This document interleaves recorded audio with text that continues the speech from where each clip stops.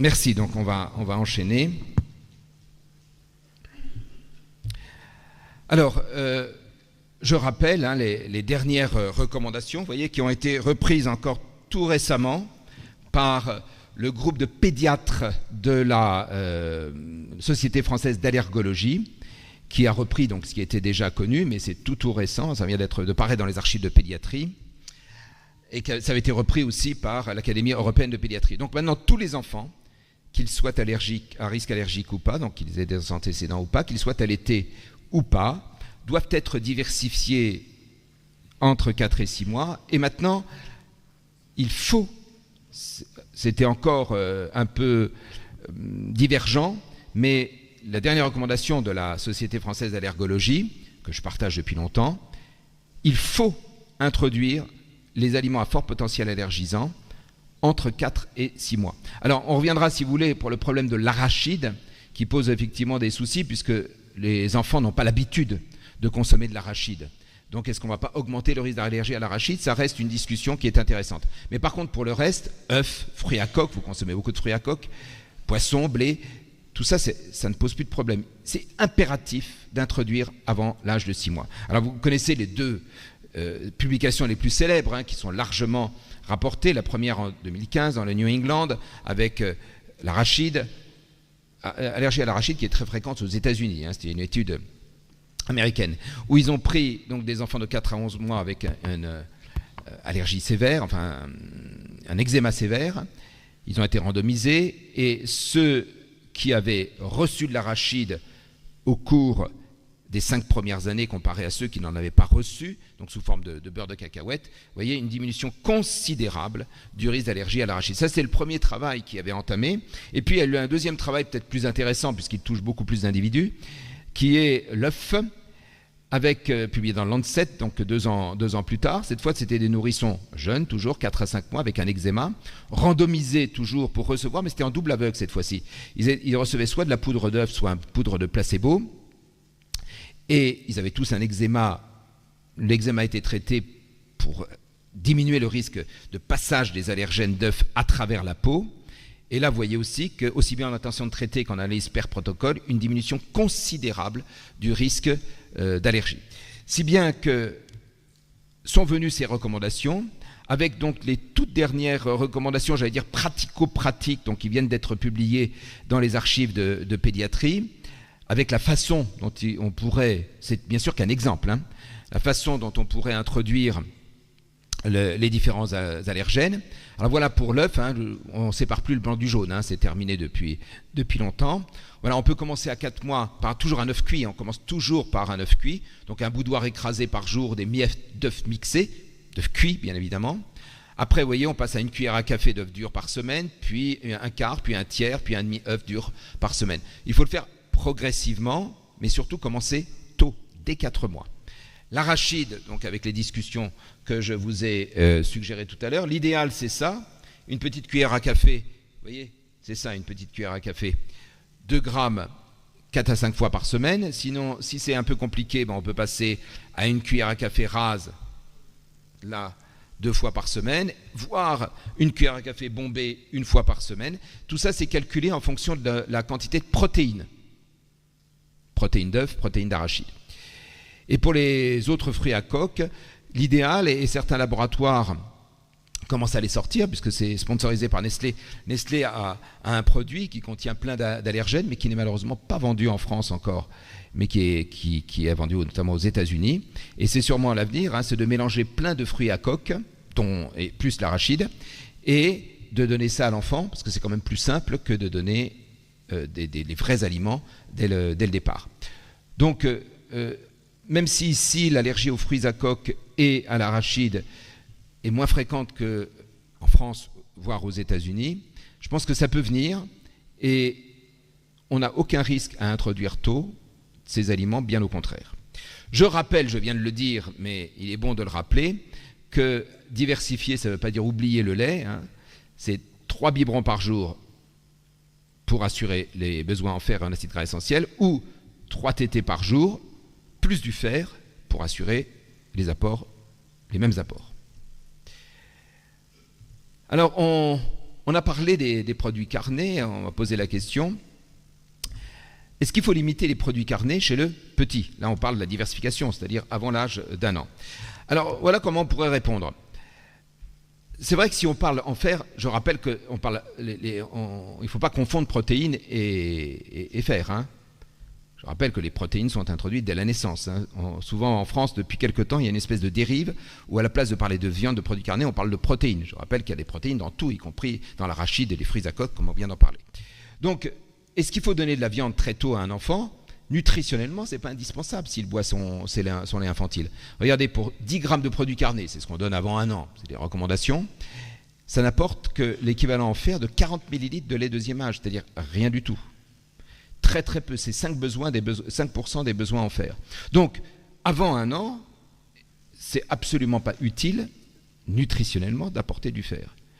Mais il ne faut pas avoir peur du fer à côté, puisque contrairement aux rumeurs qui existent, le seul travail qui montre un lien avec l'obésité est un travail totalement biaisé, alors qu'un autre travail lyonnais a montré qu'il n'y avait absolument aucun lien. Quant à l'atteinte rénale, c'est un mythe. Le lien entre excès de protéines et atteinte rénale est un mythe, on n'a jamais eu aucune preuve. Donc, ce n'est pas utile d'ajouter du fer, d'ajouter de la viande pour le fer, mais un excès de protéines n'est absolument pas nocif. C'est pareil pour les apports en sel et en sucre. Le lien qu'on essaie de mettre en avant entre consommation sodiée excessive durant l'enfance et une appétence ultérieure accrue pour le goût salé n'a jamais été démontré. Voilà une revue dont la conclusion que j'ai traduite était assez claire. Hein, le rôle de la consommation répétée d'aliments salés durant la petite enfance, dans l'appétence ultérieure accrue pour la saveur et les aliments salés durant l'enfance, l'adolescence ou l'âge adulte, demande cependant davantage d'études. On n'a absolument pas démontré. Et pour le sucre, c'est pareil. Hein. On a une très très vieille étude, mais qui est la moins mal faite, où des jeunes enfants ont reçu 20 fois de suite du tofu, donc un agglomérat de protéines de soja, soit sucré, soit neutre, soit salé. Et effectivement, les enfants qui avaient reçu du tofu sucré, là-haut, lorsqu'on leur proposait ensuite les 3 tofus, préféraient le tofu sucré. Le neutre, le salé, le salé. Donc oui, on peut habituer les enfants à manger un certain type d'aliments sucrés, par exemple le yaourt, le petit suisse, et il n'en voudra pas s'il n'est pas sucré ou salé, ou sucré ou pas sucré, mais par contre, on ne peut pas habituer les enfants au goût sucré, ça n'existe pas. C'est un mythe qui perdure malheureusement assez souvent. Et je rappelle également qu'il n'y a aucun lien entre la préférence gustative accrue pour le goût sucré et l'obésité, bien au contraire. Les obèses, ils aiment le gras, les maigres aiment le sucre. Donc, contrairement aux recommandations universelles, je suis pratiquement le seul à dire l'inverse, je ne suis absolument pas d'accord sur la restriction du sel et du sucre. Encore une fois, même les recommandations ne donnent aucune preuve objective qui soutient leurs recommandations. Et moi, je trouve qu'il faut apprendre aux jeunes à aimer la bonne bouffe très tôt et ajouter du sel. Hier, on a très bien mangé et tous les grands cuisiniers ajoutent du sel et du sucre dans leur plat, qu'ils soient salés ou sucrés, parce qu'ils savent que c'est des rehausseurs de goût. Et donc, je pense qu'il faut en ajouter dès le départ. Ce n'est pas obligatoire, mais en tout cas, c'est sûrement pas interdit, tant qu'on est raisonnable, bien évidemment. Il n'y a aucun risque et il y a sûrement un avantage à améliorer la palatabilité des aliments qu'on propose. Alors, quelques règles pratiques qui sont mises en avant, avec, Marc en a parlé hier aussi, l'absence de miel avant d'1 an. Alors, c'est très très théorique, hein. Vous savez, il y a eu 3 cas de botulisme chez des nouveau-nés qui avaient reçu du miel, parce qu'il y a des spores de la bactérie qui sécrète la toxine botulique dans Clostridium botulinum dans le miel. Vous, je pense qu'ici, dans cette salle, tout le monde a eu du miel avant 1 an. Manifestement, ça ne vous a pas tué. Donc, je pense que vous pouvez continuer à donner du miel à vos enfants et ne pas écouter les propos alarmistes de certains. Donc, c'est pour ça que j'ai mis c'est très, très théorique. En tout cas, moi, j'ai retiré de mon panel cette recommandation de ne pas donner de miel avant 1 an. Contrairement à la viande hachée mal cuite ou au lait ou fromage non pasteurisé, à cause de l'Escherichia coli 157H7, donc qui est un commensal du tube digestif des ruminants, et qui peut contaminer les viandes. Et quand elles sont mal cuites, un faible inoculum suffit pour déclencher un syndrome hémolytique et urémique. Donc là, il faut être très très prudent. Il y a aussi, souvent on pose la question, est-ce qu'il faut commencer d'abord par les légumes et les fruits? Alors on dit, ah oui, il vaut mieux commencer par les légumes, parce que si on commence par le sucre, il ne va pas boire les légumes. Franchement, on fait ce qu'on veut. Hein. Si on a envie de commencer par les légumes, par les fruits, ça n'a aucune espèce d'importance. On voit souvent, et je le vois encore, il faut introduire les aliments un par un et souvent attendre 3-4 jours entre chaque aliment. C'est vrai pour les aliments à fort potentiel allergisant, on n'introduit pas le même jour le fait le poisson, mais pour tous les autres, on peut bien évidemment les introduire plusieurs à la fois dans la même journée. Et je rappelle que les fruits rouges ne font pas partie des aliments à fort potentiel allergisant. Autre question qui est souvent demandée, même ici dans un pays chaud, est-ce qu'il faut boire de l'eau? Est-ce qu'il faut donner de l'eau aux nourrissons après la diversification? Vous avez remarqué que la plupart des nourrissons n'ont pas soif. Il suffit de faire le calcul, s'il boit les 700 ml de lait infantile qu'on recommande, pour un adulte de 60 kg, c'est 4,5 litres de liquide. Donc même quand il fait chaud, ça suffit pour assurer les besoins. Et donc moi je vois de plus en plus, notamment quand il a fait chaud là, d'enfants qui viennent avec des biberons d'eau que leurs parents donnent en permanence, parce que ça les occupe en plus. On va faire une armée de potomanes. Donc faut surtout pas donner, faut proposer éventuellement de l'eau, mais ne pas les obliger à boire. Encore une fois, vous avez tous remarqué. Il n'y a pas de consensus pour savoir quand il faut diversifier les prématurés. Il y a des néonatologistes dans la salle, mais je pense qu'il n'y a pas de réponse. Et donc, je vais vous donner mon opinion. Avant 32 semaines, on peut utiliser l'âge corrigé, mais après 32 semaines, on utilise l'âge chronologique. Donc, pour la grande majorité des prématurés, à part certains, on utilise l'âge chronologique, donc on ne fait pas attention.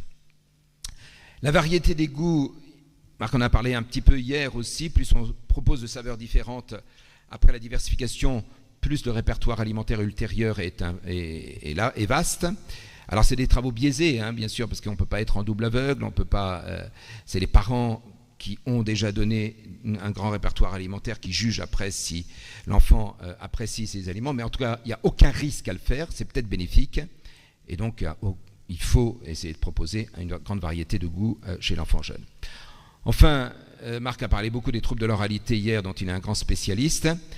Je rappelle la séquence qu'il faut respecter, hein, 8 mois mixés, donc une texture lisse, mais dès 8 mois jusqu'à 8 mois lisse. Dès 8 mois, il faut qu'il y ait des petits grumeaux, il faut que l'enfant sente des petites aspérités dans ce qu'il mange. Et dès 10 mois, on introduit les petits morceaux de dureté de taille progressivement croissante pour justement prévenir les troubles de l'oralité. Un petit mot sur quelque chose qui commence sûrement à arriver au Maroc. La diversification menée par l'enfant, vous savez, c'est dès que l'enfant, Marc a dit hier, on ne donne pas des morceaux tant que l'enfant ne tient pas assis, c'est la recommandation de la diversification menée par l'enfant. Dès qu'on est assis, on peut commencer la diversification menée par l'enfant. Vous savez, on met les aliments en petits morceaux sur la table ou sur la tablette et l'enfant se sert. Alors, il y a eu des travaux là-dessus. Les avantages qui sont suggérés, c'est la prévention du refus des morceaux. C'est ce qu'on vient de dire. Hein. C'est sûr que les enfants, ils ont des morceaux dès 6 mois, donc ceux-là font beaucoup moins de troubles de l'oralité type refus des morceaux. Mais si la séquence recommandée est respectée, ça revient au même. Ils accepteraient une plus grande variété d'aliments, probablement parce que très rapidement, les parents donnent la même chose que ce qu'ils mangent à leur enfant. Donc, ils ont un grand répertoire. Là encore, on peut faire la même chose avec une diversification traditionnelle. Et puis, même si tous les travaux n'apportent aucune preuve, on aime bien mettre l'obésité dans tous les sens. Et donc, on parle d'un meilleur contrôle de la satiété, ce qui est complètement stupide. Et donc, ça, c'est un argument qu'on peut mettre de côté. À côté, il y a des risques qui sont très clairs. Les fausses routes. Alors, les fausses routes, on peut le voir avec n'importe quelle diversification.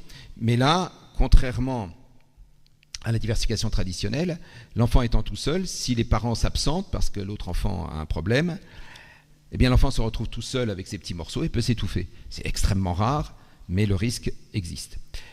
Et puis enfin, des carences nutritionnelles. Je vous ai dit tout à l'heure qu'il fallait rajouter des lipides. Les parents rechignent à ajouter des lipides alors que déjà l'enfant va salir toute la cuisine. Et puis le faire parce que ces enfants, il a été montré qu'ils avaient tendance à moins boire de lait. Ça les amuse tellement d'avoir les aliments sur l'assiette qu'ils boivent moins de lait et donc ils peuvent être carencé en fer, comme on l'a vu tout à l'heure.